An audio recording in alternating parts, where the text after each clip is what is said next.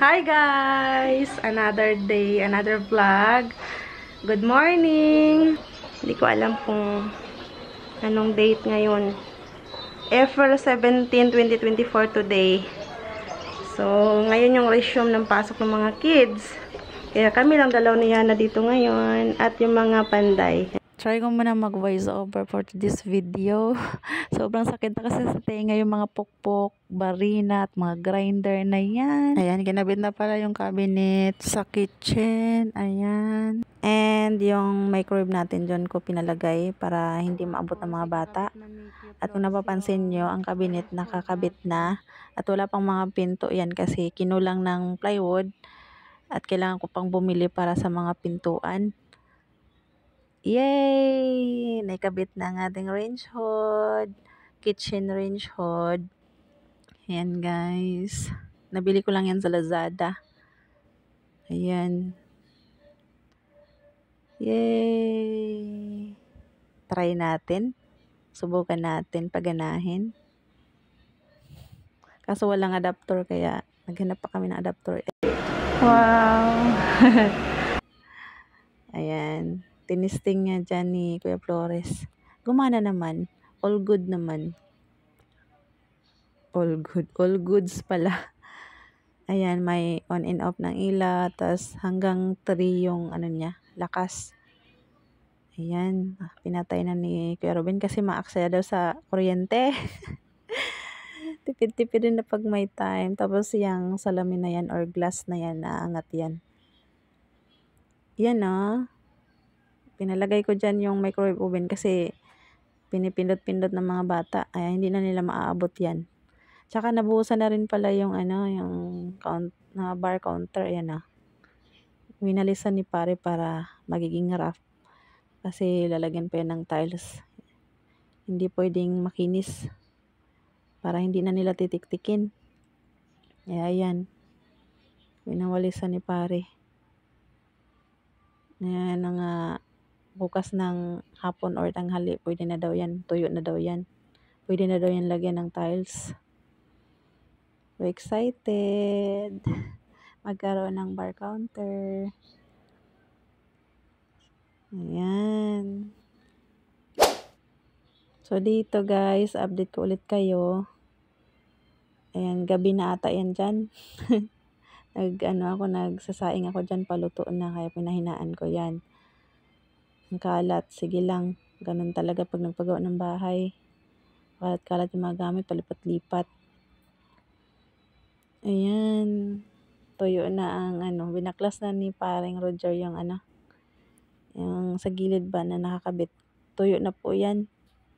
Yung bar counter natin.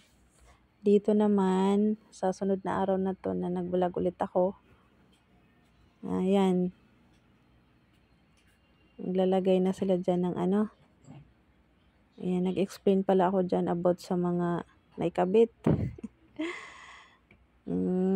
Ayan siya guys, Marine plywood po pinalagay ko na cabinet kasi okay naman daw yung marine plywood. Hindi naman daw siya maano kapag nabasa. Hindi naman daw siya agad nasisira. Ayan inuuna na ni Kuya Flores lagyan ng tiles yung bar counter. Bali yung tiles na ilalagay dyan, mag-same sila ng kulay doon sa wall ng yung sink. Doon sa may lababo ba. Terno sila ng tiles dyan na design. Tapos dyan naman sa, bang tawag dyan? Sahig, sa countertop, patawag dyan. Color black naman. Ayan, nilagyan na ng adhesive ni Kuya Flores yung tiles. Bali yung tiles pala yan guys.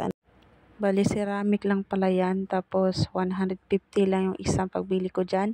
60 by 60 yung size. Dati daw yung 250. Nag-hot sale sila kaya 150 na lang. Tapos yung bar counter na pinagawa ko, ang size niyan 50 by 60. Ayan, nalagyan na ng adhesive. Kakabit na ni Kuya Ruben yung unang tiles sa bar counter. Yun Tapos, pukpukin. Ayan, pokpok ng pokpok. Tapos, i-level para ano siya, naka-level. Ayan, pokpok ulit. Ayan, ang galing talaga nila gumawa ng mga ganyan. Kaya proud ako sa mga construction. Tulad kila Kuya Ruben at paring Roger. Hindi madali yung mga ganyan trabaho. Mahirap. Nakakapagod din. Kaya saludo ako talaga sa mga construction worker. Gumagawa ng bahay, building, kung ano-ano pa. Ayan. Bali, ayan, sinusukatan ni Kuya Ruben yung sa gilid pa. Lalagyan din kasi ng tiles yung sa gilid ng bar counter.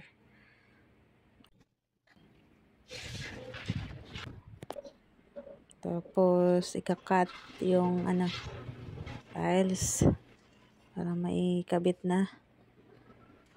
Tapos, yan, sakit sa tenga kasi yung na yan, yung pag-cutting dyan.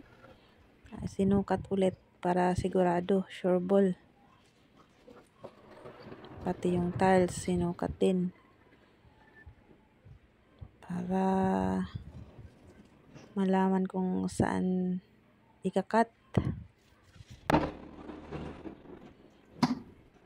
Tapos, nalo-halo niya yung adhesive na may halong semento po yan. Sabi ni Kuya Flores, kailangan daw kapalan ng paglagay ng adhesive para hindi daw agad natutuklap yung tiles pagdating ng araw. Kasi yung iba natutuklap, diba? Kaya manipis lang daw yung paglagay ng adhesive. Kailangan medyo makapal, tapos idiin ng maigi. Pukpukin ng maigi ba, tapos patuyuin ng maayos. Huwag mo nang gamitin para matuyo talaga yung adhesive. Yan, last na yan. Ilalagay dyan sa counter bar na tiles. Pinakadulo. Yan. Nakpok ulit.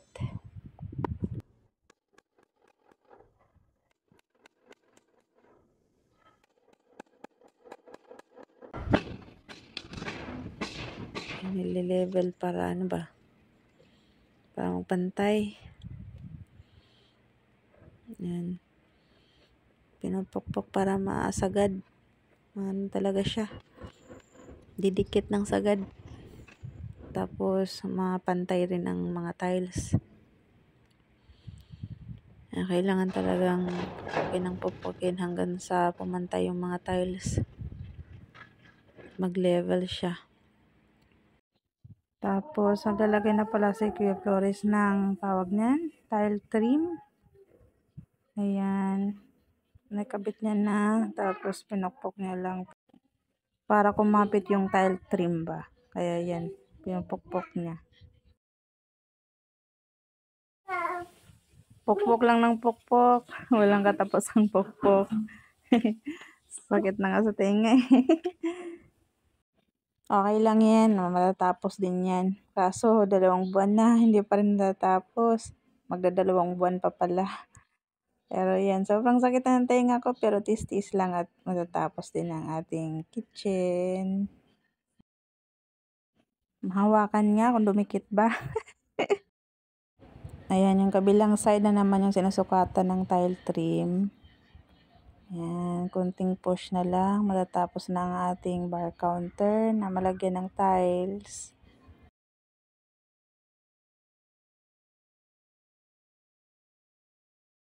Ayan, pokpok na naman. Pokpok pa more. Pero nireducean ko yung noise para hindi masyado masakit sa tenga. So, ayan. Pokpok dito, pokpok doon. May nagpopokpok din sa bubong. Si paring Roger. Dito naman si Kuya Flores sa bar counter. Mamaya mag-grind na naman. Mag-welding. Babarina. Ang sakit na talaga sa tenga, guys.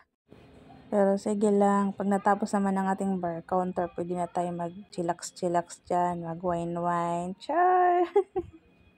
Tawa si Kuya Flores eh. Sinabi ko rin kasi dyan na pwede na ang mga marites dito mag-wine. Ayan, natawa si Kuya Flores. Ayan, nilalagyan na ni Kuya Flores ng adhesive yung pang last one na ikakabit na tiles sa bar counter. Saka si paring Roger, hindi ko alam kung anong ginagawa niya dyan. Nagbabari na siya. Ribitan niya yung metal paring. Hindi ko alam para saan yan. Pangharang doon sa lababo ba. Ayan na si Kuya Flores.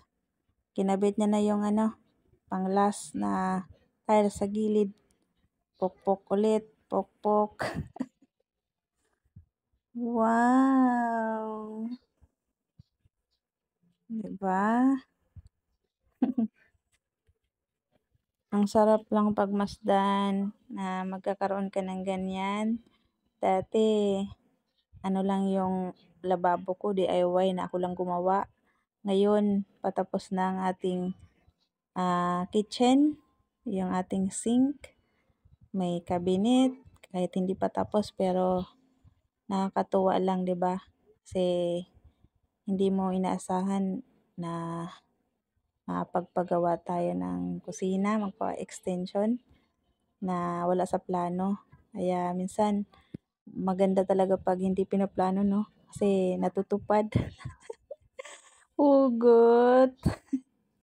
Ayan dito, naglalagay na si Kuya Flores ng adhesive para yan dyan sa, yan, kinakabit niyang tiles dyan sa may, ano ba tawag dyan? Basta dyan, sa may sahig ng lababo. Pokpok ulit. Walang katapusang pokpok yan. Kailangan kasi talaga siya i-level eh.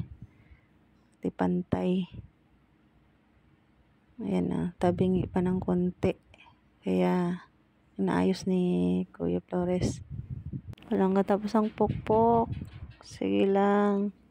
Pokpok na naman ulit. Tapos, sa wall naman, ang kulay na ipapakabit namin na tiles is color white. Same ng kulay doon sa bar counter. Kaya yun. Tignan natin yung finish niya. Finish product ba? Kung anong kinalabasan kapag natapos na. Nakaka-excite eh. Excited na talaga ako. Magluto-luto, cooking vlog, kung ano-ano pang gagawin sa kusina. Ayan, naputol yung vlog natin kanina, kaya gabi na ulit nakapag-vlog. Ayan. Hi guys! Good evening! Dito kayo nakapatong sa ating bar counter. Parang ang sarap na dito mag-wine-wine. Tapos na malagyan ng tiles. Tapos yung poste na yun, ayusan pa yan. Tapos maglalagay ako dyan ng open na cabinet para sa mga wine. Para pag may bisita, pwede mag-wine. Tapos dyan, magpapalagay ako ng chandelier para presentable naman nating bar counter at maganda tignan. Tapos dito maglalagay din ako ng WPC ba tawag doon? Yung parang brown na kulay, yung design. Maganda yan ilagay eh. Tapos ayan, aayusan pa yan. Tapos dito, ayusin din nila yan. Ay, sharan, may tiles na. Ayan. Color black yung nilagay namin na tiles dyan sa may sahig na may design na white. Ayan, may mga hugasan pa. Bawal pa maghugas kasi pabasa pa yung adhesive. Ayan, white sa dingding. Color white na tiles. Marami pang kulang na tiles, mga 4. Ayan, mga gilid oh. Wala pang tiles yan. Kulang pa ng isa dyan. Yan oh, mga gilid. Kailangan pa yan lagyan ng tiles. Kailangan ko pang 4 na piraso bibili ng tiles. Pamangkin ko. Ayan oh. Kinulang sa oras kaya 1 piraso lang yung nalagay sa dingding. Hindi pa tapos.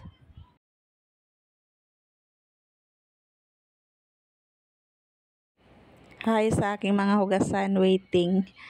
So di pa pwedeng maghugas gawa ng basa pang adhesive. Akalagay lang ng tiles. Basa pa yung adhesive eh. Tapos dito, tinukuran nila ng color orange na yan kasi inayos nila yung sa taas. Nilagyan nila ng hollow blocks. Sinarado nila kasi open yan dyan sa taas dati. Yan, sarado na. So, hindi maibalik yung bintana. Kasi basa pa, baka bumagsak. Dyan lang muna yung orange yan. Bukas pa yan tatanggalin. Tapos ayusin din nila yan dyan.